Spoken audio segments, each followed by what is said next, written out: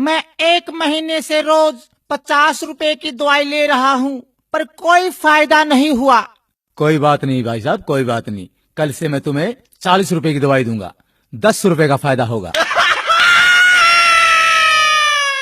ठीक है, पर डॉक्टर साहब एक बात बताओ, मेरे को तो खांसी थी, फिर आपने मोशन लगने वाली दवाई क्यों दे दी? वो इसलिए तू अब खांसने से पहले 100 बार सोचेगा। ठीक है डॉक्टर साहब, मेरे इस मोटे पेट का कुछ करो। इसका तो सिर्फ एक ही इलाज है। वो क्या डॉक्टर साहब? तुम रोज सुबह 2 ही रोटियां खाया करो। ठीक है, पर एक बात बता दो डॉक्टर साहब, ये 2 रोटियां खाने से पहले खानी है या खाना खाने के बाद में? ओहो, चल रोटियों को छोड़ो। स्वास्थ्य के लिए आप रोज एक्सरसाइज किया करो। डॉक्टर साहब, मैं रोज फुटबॉल खेलता हूँ, क्रिकेट और टेनिस भी खेलता हूँ। अच्छा ये बताओ, तुम रोज कितनी देर खेलते हो? जब तक मोबाइल की बैटरी खत्म नहीं हो जाती।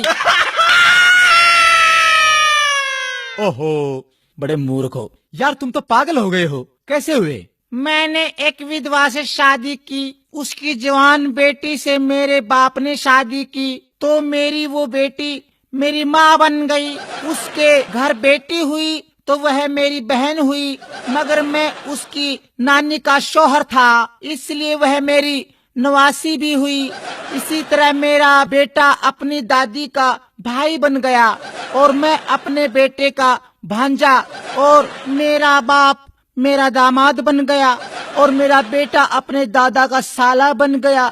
और अबे चुप कर, मुझे भी पागल करेगा क्या? लो ये मैं दवाई लिखता हूँ।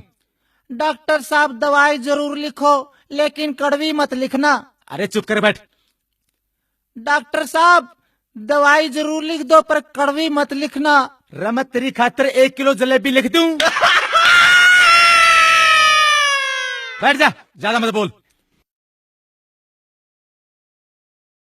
डॉक्टर साहब पर्चे पर ऐसा क्या लिखते हो जो सिर्फ मेडिकल स्टोर वाले ही समझ पाते हैं? मैं लिखता हूँ, मन्ना तो लूट लिया और तू भी लूट ले।